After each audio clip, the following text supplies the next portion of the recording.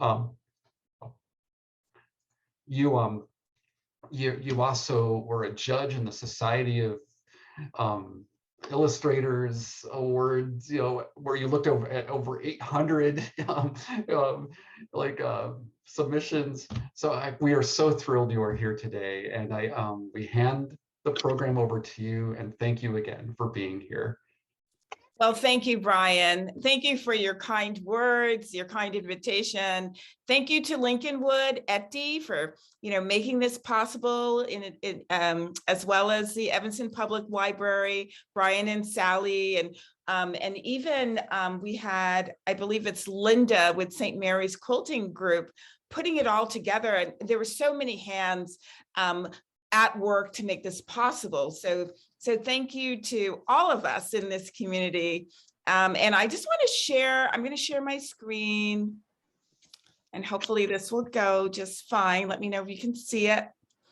Okay, well, this is me at 4 years old. It's very unusual that I would appear in any photo by myself, but this day we were off at a recreational park with my family, an extended family, and I got lost. And that's not such a big deal to be lost in a big park, unless you were like me, and it really was like the end of the world. I was so shy. I was so shy that when company came to the house, I hid under the bed.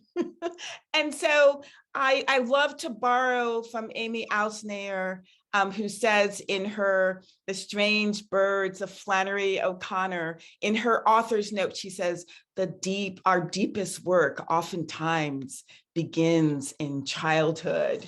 And I have to say that so much of what we're able to create in life does come from who we are in terms of our proclivities, our tendencies, the things that fascinate us, and the types of problems that we kind of feel drawn to solve. It all comes from who we are. And I think that's uppermost to keep in mind with storytelling as well. And in addition to that, it's like who we come from, it's like what we inherit. And it's more than just the biological stuff, and it's great to kind of make a study of our familial trees, but also with equal weight to our social trees, because we do have an effect on each other. And this represents, my parents are in this photo, my dad on the lower left-hand side, and they arrived from Honduras, full of hopes and dreams and expectations for the future. And that's something that I carry with me in terms of the ability to dream and to realize certain things, because I do get that from them as a distinction, that's the stuff that magic is made of. So I landed my dream job, which was to design for music. This is Yo-Yo Ma. This is a single from an artist called Genuine, Richard Einhorn's The Anonymous Four, Voices of Light. And I absolutely loved working with typography, putting it on the page. In this case, this artist, a young artist who wound up going platinum.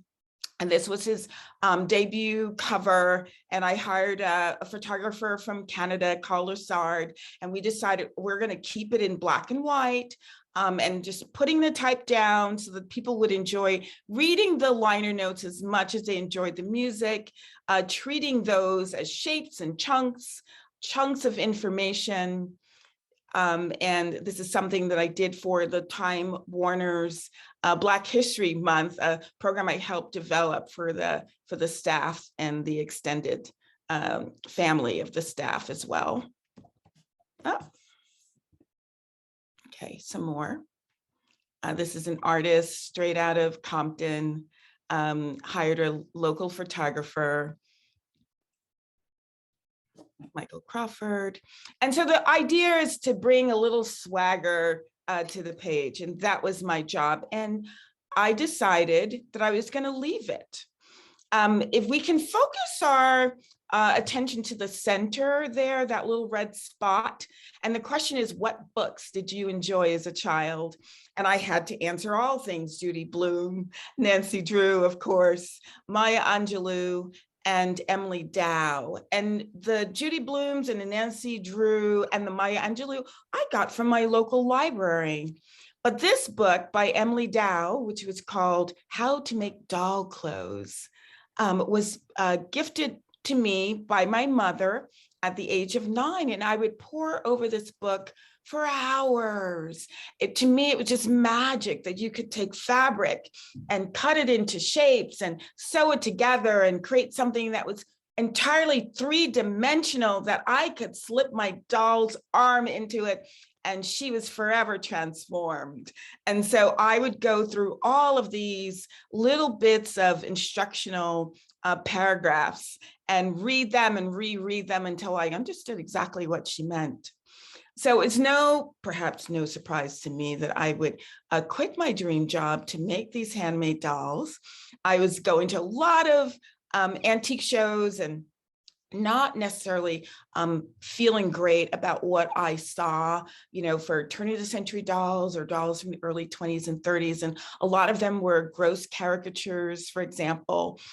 So this notion of memory, it's like, how do we care to remember? What would we like to remember? And I thought that I would start creating the types of dolls that if an anthropologist were to go through a dig and say that people who looked like me existed, that this was a little more representative in a way, dolls with the aspect of grace and beauty and, a little bit of whimsy as well. This is like a quilting technique. It's called yo-yos, where you sew the circles together in the miniature, and here in the more miniature, black. This is a black linen, and I hand painted the face, and I was using a lot of linens and tissue linens and lots of beaded detail. And also some vintage textiles, vintage laces.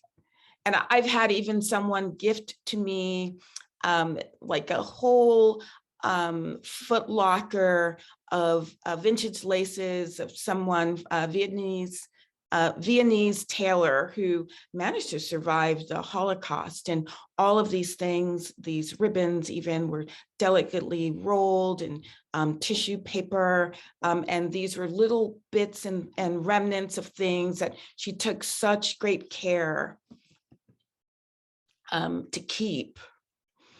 And this person gifted to me thinking I would make great use of it. So like tea dyeing and, this quilting technique in that coat. This is a doll that had been commissioned for someone's 50th birthday. And Patty grew up in rural Pennsylvania, and there were days, many, many days, that during chores time, Patty was nowhere to be found because she was seated in the topmost canopy of the family's sycamore tree, reading. This is one of the dolls that I designed that was more widely distributed through Land of Nod.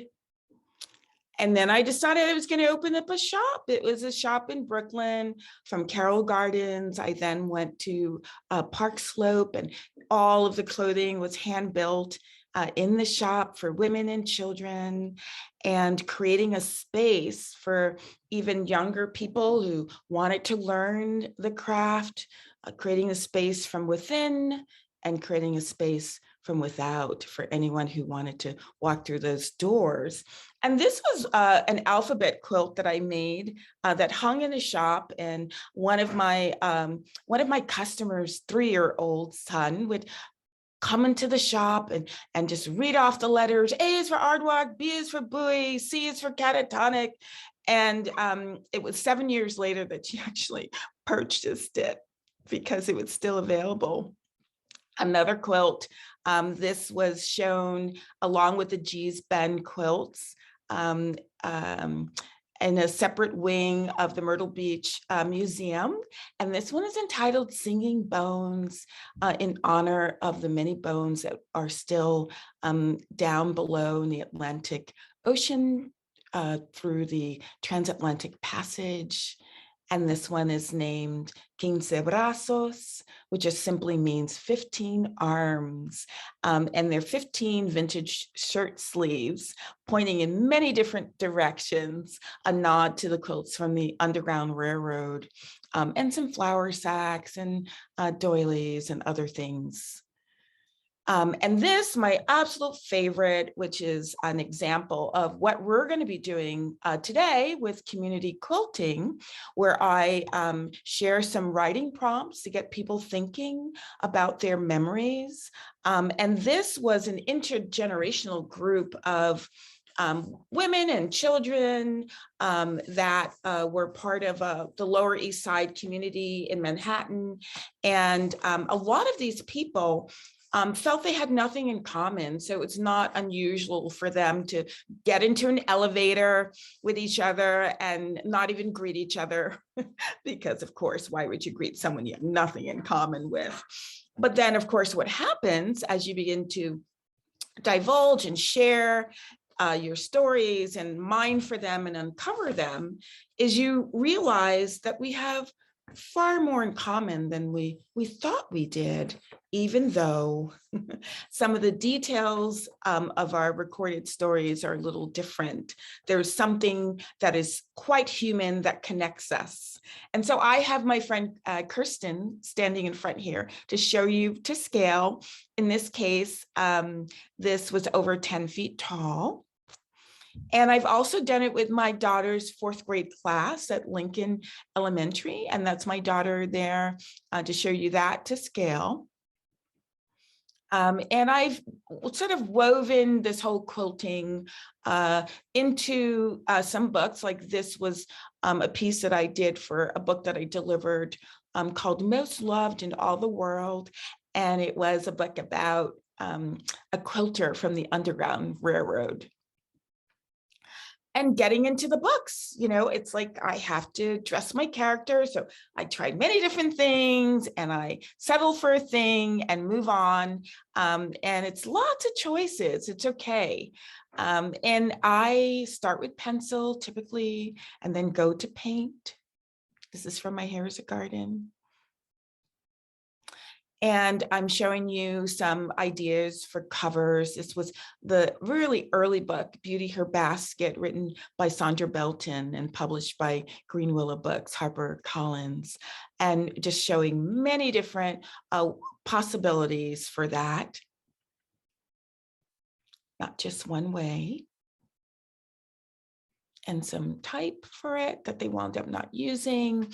And this is some of my pencil sketches for some cover ideas for the Gwendolyn Brooks book, Exquisite, written by Suzanne Slade. And I try a few different things and never kind of wonder, will they like it or not? You know, it's like, just kind of like do what's on your mind to do and present, you know, from your own edit.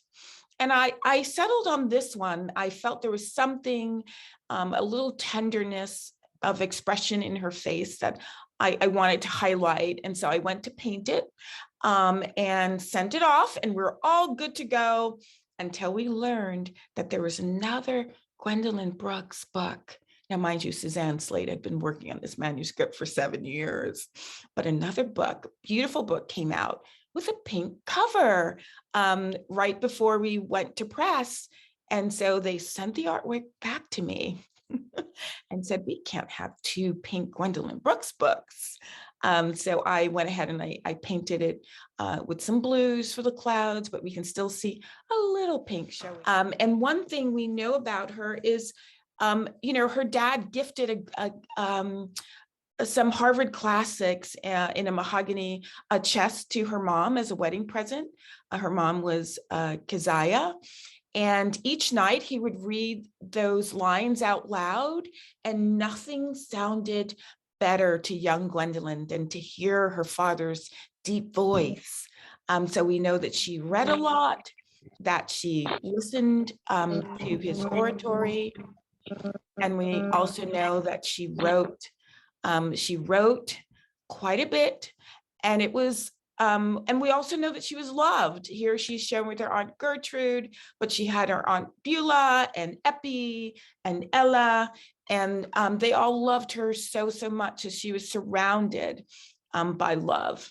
And here her mother is making a pronouncement to say, having discovered her writing, you're going to be the next Lady Paul Laurence Dunbar, making that prediction. And behind her mother, I have a little red desk that I found in some obscure piece of writing that her dad had actually gifted her. And that's where she wrote. And I have young Gwendolyn seated at the piano because her mother was a piano teacher.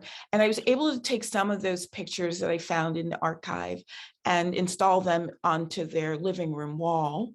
And here she is again, stringing her lines in fine meter and rhyme. And as artists, we love to bring a portion of ourselves, so this is out of my fabric bin, this little sort of ribbon motif. And I decided, you know what, I'm going to make her tablecloth with this floral also from my bin. And here she is sending her letters, her poems out into the world at the age of 11. And so this is her 11th birthday. And these poems were published, by the Chicago Tribune. So you're never too young and you're never too old. And also by American Childhood Magazine, her poem Eventide. So this is something in progress. I'm showing them in a moment of reflective Thanksgiving, even though they are eating beans during the Depression. And we know that she went a little hungry, but she continued to write and to write. Here, I was able to locate sort of the only picture of her husband. And that is her young daughter, Nora, who I couldn't make use of because this book ends at her receiving the Pulitzer Prize, and young Nora was not born then. So we know from just the written word, that she had her wedding at home, in her parents' home. And there's that mahogany bookcase again. We know that there was a tall cake with beautiful flowers given by her aunts. And here I have her passing through the double Dutch line, my own personal experience.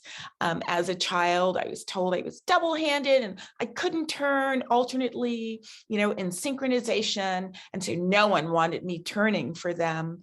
And so I just thought I would place this group and have her walking by there, not fitting in. She went to an all-white school, an all-black school, a mixed integrated school, and nowhere did she find her tribe, such the misfit. Yet she took to continue with her reading and continue with her writing. So I have her just kind of walking by, trying not to be seen with her shoulders hunched. And this is a color sketch from me and Mama. And it was really the crux of this decision to write this story when my daughter broke my favorite cup that had this beautiful toile pattern. And she was trying to get me a cup of water, my favorite cup, and crash kaboom onto the ceramic tile. And I thought, these moments, they come and they go, right? The years are short, but the days are long.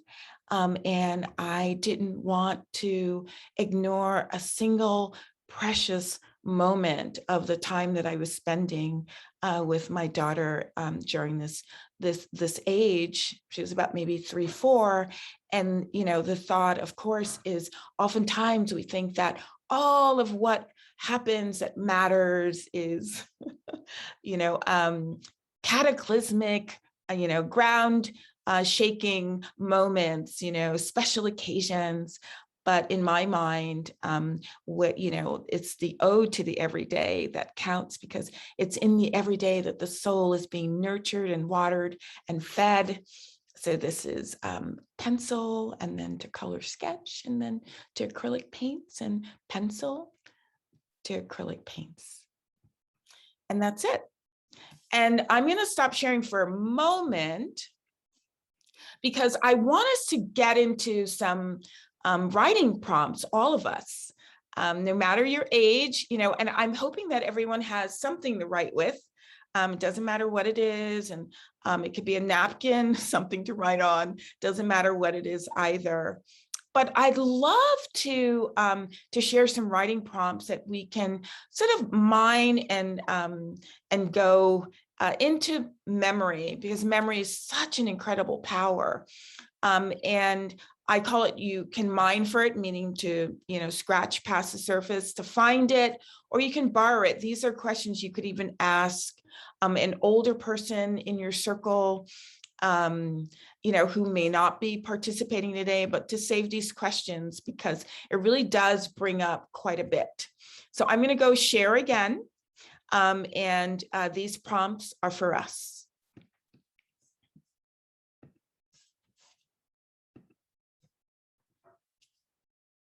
Okay, so the first one is, and I'm going to give us a few. So if this one doesn't appeal to you, there are more coming. But I say go for the one that resonates most for you. And this one is your earliest childhood memory. And I'm going to give us a minute.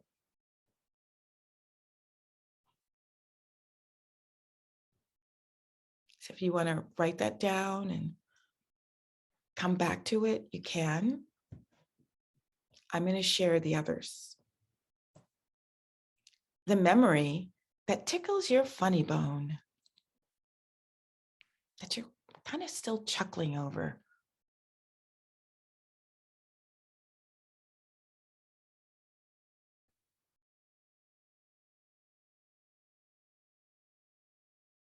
The memory that stings or aches. And sometimes there's a difference between what stings and what aches.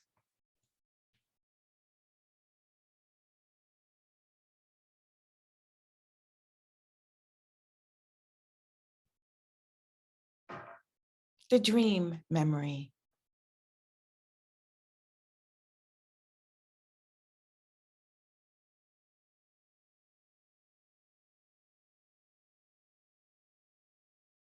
I have just a couple more, and then we'll take some time to be in that space of memory. That awkward moment you try to fit in. Sometimes that doesn't go very well.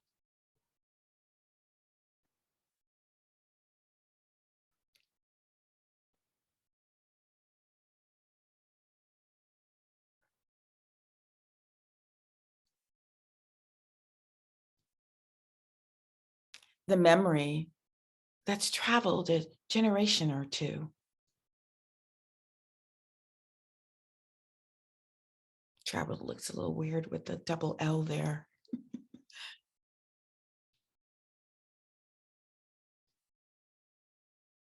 So I'm going to give you an example of that memory, if I can find it really quickly. Yeah.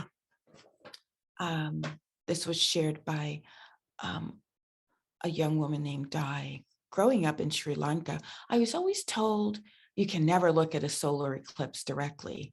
You have to look at it through a bowl of water on the table.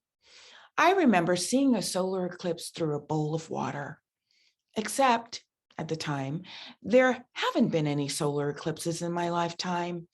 Guess I was told that so much, it became a memory. And here's another one. A moment of bliss. So I'm going to just do a review and see what makes sense for you. Your earliest childhood memory, the memory that tickles your funny bone, the memory that stings or aches, the dream memory, that awkward moment you try to fit in, the memory that's traveled a generation or two, a moment of bliss.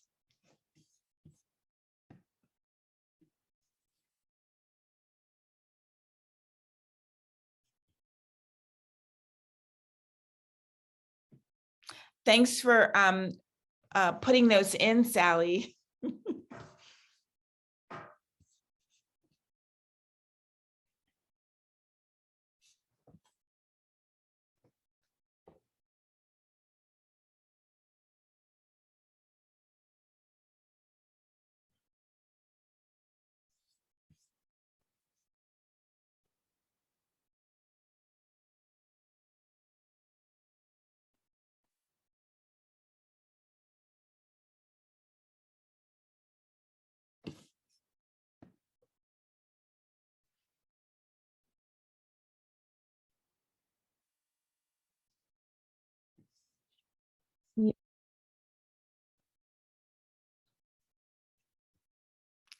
So I'm wondering if everyone has located a memory. I'd love to, if you could just put in a chat, I'm there, I need a minute. And even if it's not like written out in full, like you've located that memory, if you can just share with us that you're where you are. Just kind of like talk back in the chat. Thank you, everyone. You can also like use the reactions to put like a thumbs up in the screen if you kind of have already thought of your memory.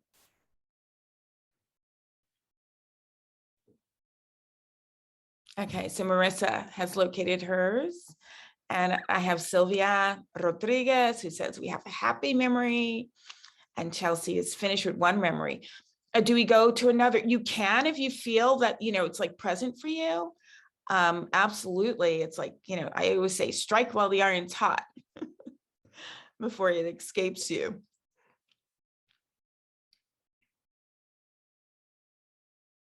And while we're collecting ourselves, I'm going to share, this was a memory, I guess, Ludi Morales was saying, this was the memory that stings for her.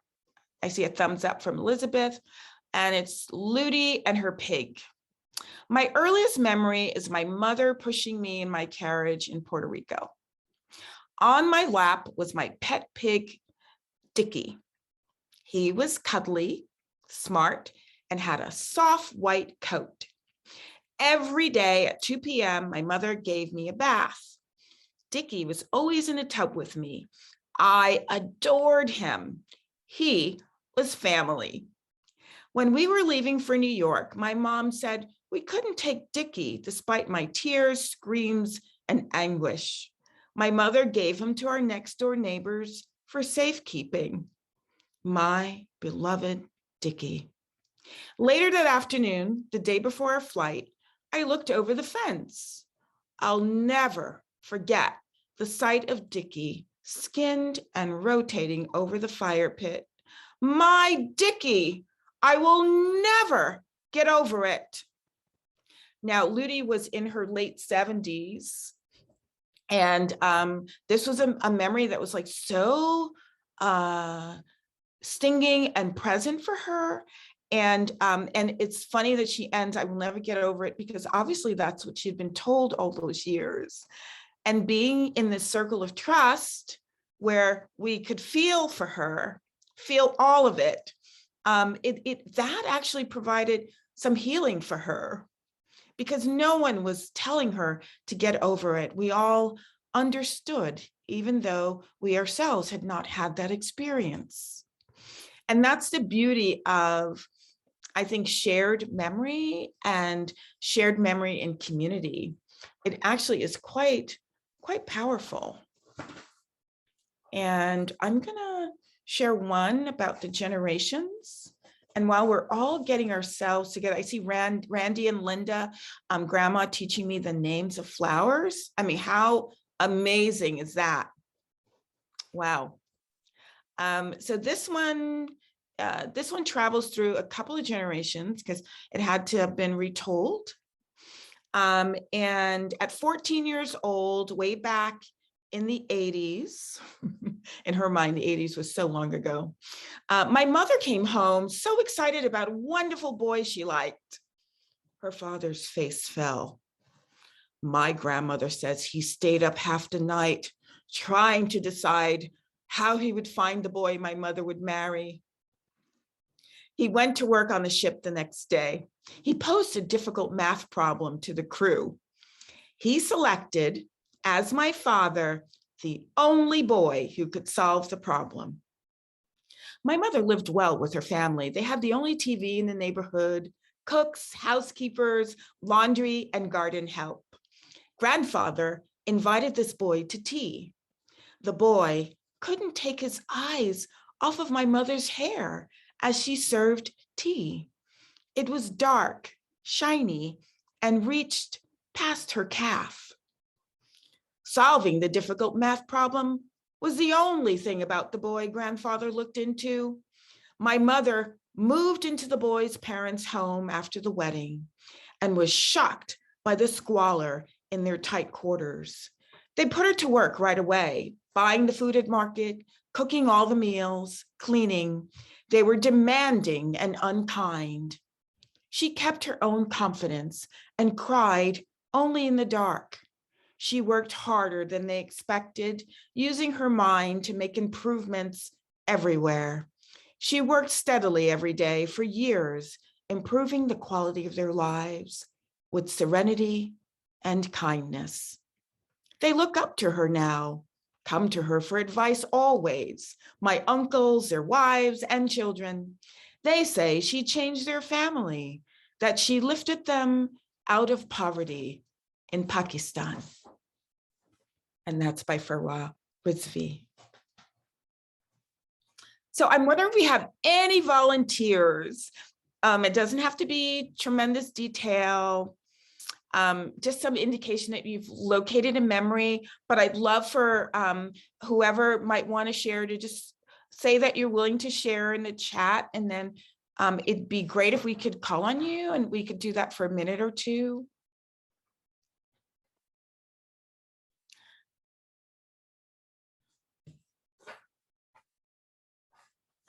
Here's another one.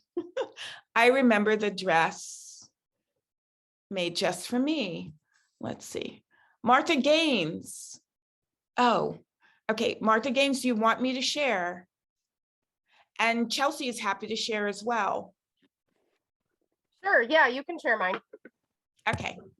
So Martha says, my moment of bliss. I labored for 61 hours to have my daughter, and nothing went the way it was, quote unquote, supposed to. And ultimately, the doctors pressured me to let them do a C-section once my temperature started to go up. I capitulated because I was exhausted and felt I had tried as hard as I could, and I didn't know if I really had another option anyway. I asked if I could hold my daughter right after she was born. A pregnancy book had taught me to ask ahead, and they told me no. I didn't have any fight left in me, but I was heartbroken. We went to the operating room, and luckily everything was routine, and my daughter's APGR, EPGAR tests were normal. The next thing I knew, a nurse brought her over to me to hold while I was stapled up. I was so shocked because I had been told this wasn't allowed, but I was thrilled. A nurse had heard me ask my daughter, and she made it happen. I was so thankful. As my daughter looked at me intensely through her squinty brand new eyes, I was in awe, and it was total bliss. How powerful is that, right? In the midst of excruciating pain, bliss can be present. That's what counts. Beautiful. Thank you. Thanks for sharing. Thank you. Okay, so that brings us to our materials. And Etty is going to jump in because I think most of us have some kits that were prepared by the St. Mary's Quilting Group. That's thanks to Linda.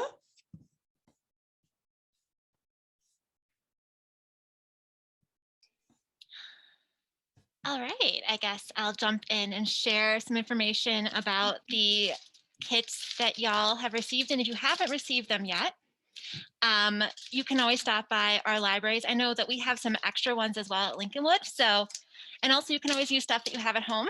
So it includes the directions. I'm seeing some friends who have it. That makes me so happy. So the project includes 2 quilt squares. Yes, I love how y'all are unboxing at the same time as me. So to make your quilt square memory. And then it also includes some fabric scraps. And you can also use stuff from home too. So if you have some fabric that is special to you, you can use that too. Just, if you're a kiddo, get permission from your grown-ups before, taking it and using it.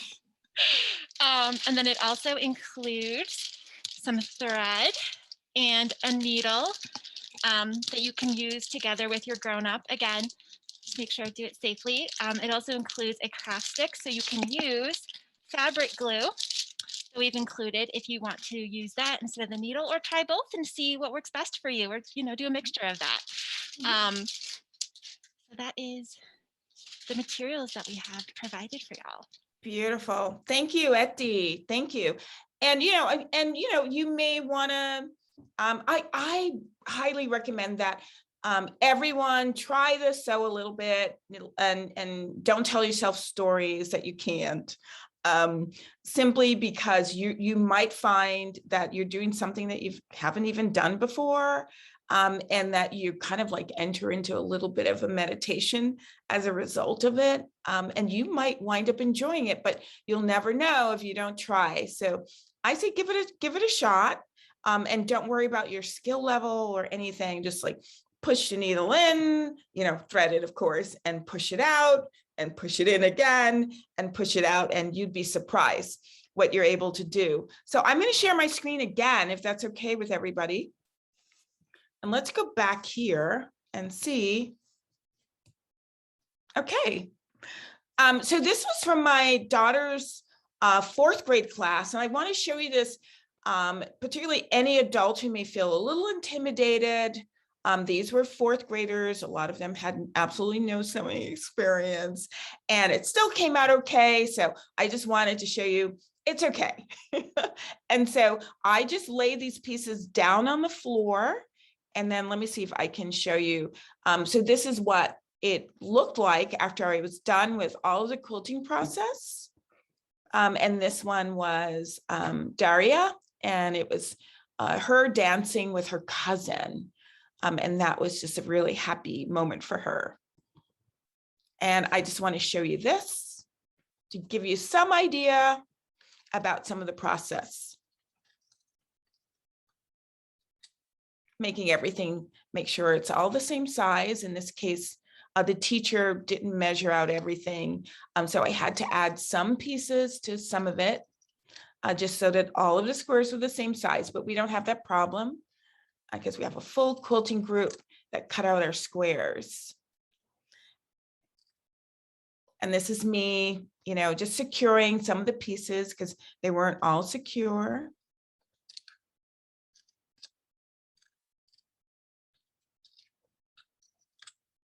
I gave everything a border. And I put a layer of batting and a back and an edge, and just started this process of quilting. And this is quilting is when you're going through all of the many different layers. And in this case, you've got fabric glue, so it's going to be okay. There we go. And this is it.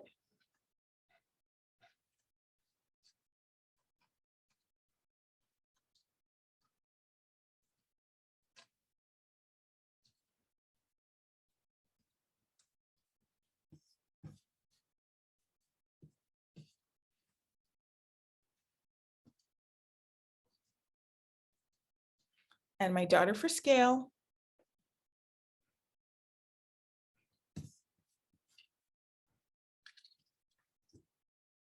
And this is just the back of it.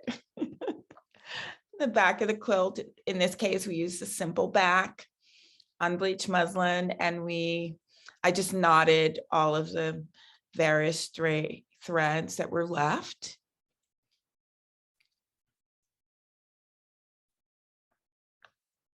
And this is the final. So we're not worried about any of this process.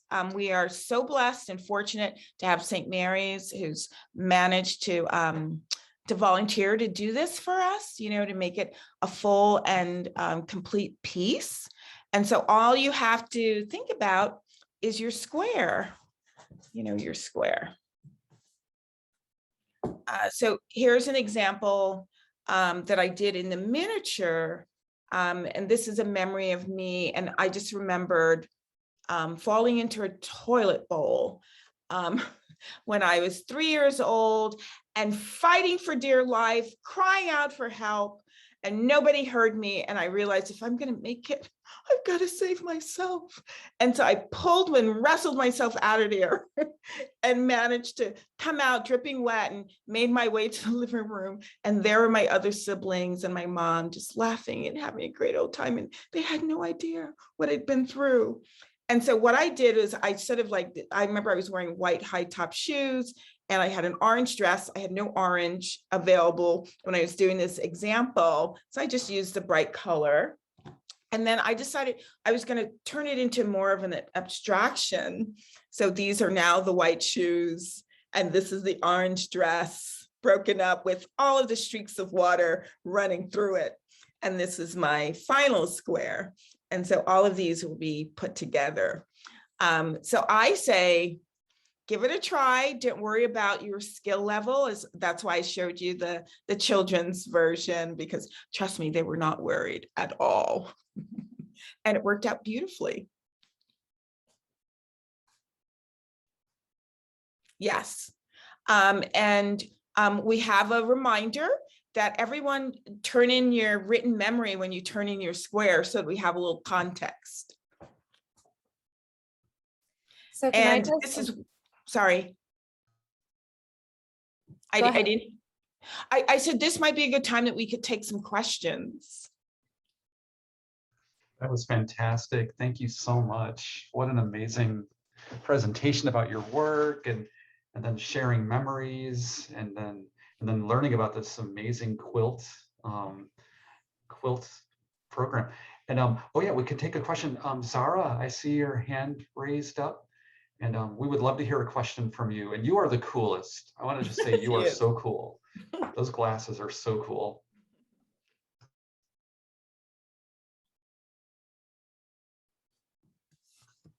So, That I don't have a needle and thread.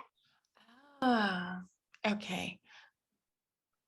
So what should we do, Etty, for those who might need a little, some materials?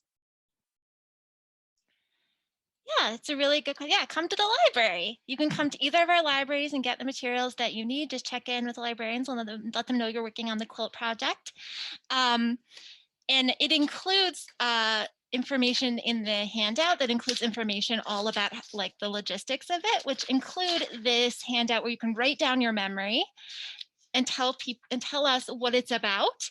And that includes a deadline for Friday, November 1st. We're really trying to aim for that because then it gives us time to really put it together in both of our communities. But I wanted to make sure, Sally, is there anything else you wanted to make sure in terms of the logistics that we covered? Oh, thank you. No, that sounds great. The other piece that I will mention is that if you want to keep your quilt square, you may do that. We would love to see a picture of your quilt square. So, and then the write-up of your memory. And then what we can do is put together a digital quilt. So if you aren't able to finish your quilt square and get it to us, then you can still just take a photo. And that's another suggestion, Zara, is that right now, while you don't have a needle and thread, what you could do is draw a picture of your memory. And then later on, once you're able to get the needle and thread, then you can make the fabric quilt square. Thank you. right? Of locating the memory. And it's there, you know, you can place it. And it's so helpful once you've located the memory to write it down, however simply, on paper. Because as you start the process of writing, more things come up, and then you're able to knit all of those different thoughts together. So that's a perfect example of, you know, locating memory, which we just were able to witness, like locating memory and capturing it and putting it all together. So thank you for sharing that. I appreciate it. And thank you for combing through to find it, you know, and all of the things that related to it, that are connected to it in some way.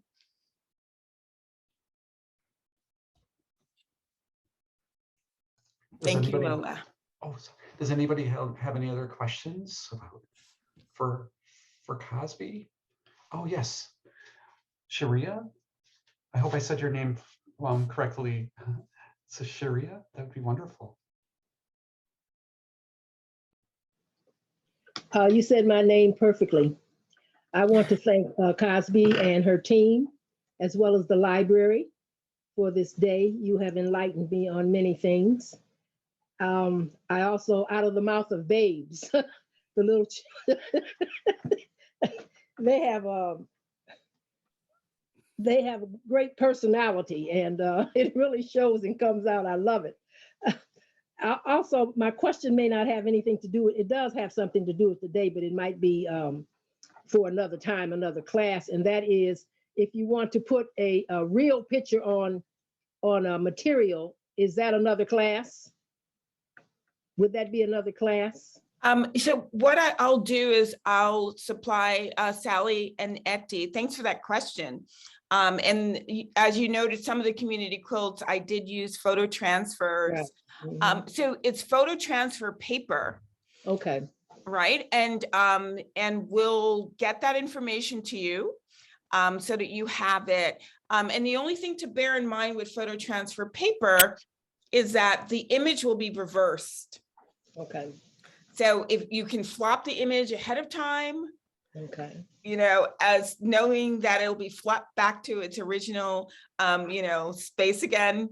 But just keep it in mind that it is reversed. So if you have any writing or letters, you have to have the flopped version of it, you know, to lay down. Otherwise, you'll just get the mirror version of it. Thank you. Yeah. If So we'll be anyone, sure to follow up. I'm so sorry, I keep interrupting.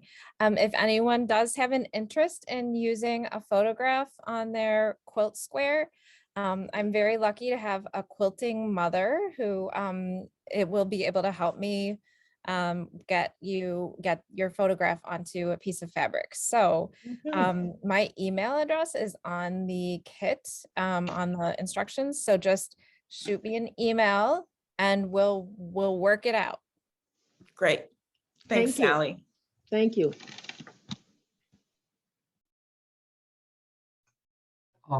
I think we have a question from Liz. Also, I just wanted to ask, not to put Sylvia on the spot. I didn't know if you had a question, because I thought I saw a hand up. No, not really. We're just here enjoying cutting Oh, okay, and sorry. sewing. I thought I saw a hand up. I thought I saw like a It's hand and everything. trampoline for Jump Sky High. Yeah, he's cutting out his memory is a trampoline, and he's cutting out the bits and Oh, pieces. wow. It's the first time he So sews, and he's cool. sewing really well. I'm very That's surprised. great. Okay. Oh, that's exciting. Yeah. Thank you. So Liz has a question about to Cozbi, like what are you working on now? That's this is like an epic. Like, this is like So there's some things I can't sort of talk about yet, you know, but I'll tell you the things I can talk about. I just finished a cover for Free Water, which is a middle grade novel, really great and delicious story. I'm doing the illustrations for the Layla Ali story. So that'll be coming up. I'm turning in Me and Papa, which is sort of the follow-up to Me and Mama. And I'm also working on a book that was written by Leslie Honore called Brown Girl, as well as a book about Edna Lewis, the doyenne of Southern cooking. That's so exciting. Can't wait to see all of them. Yeah, that's so cool.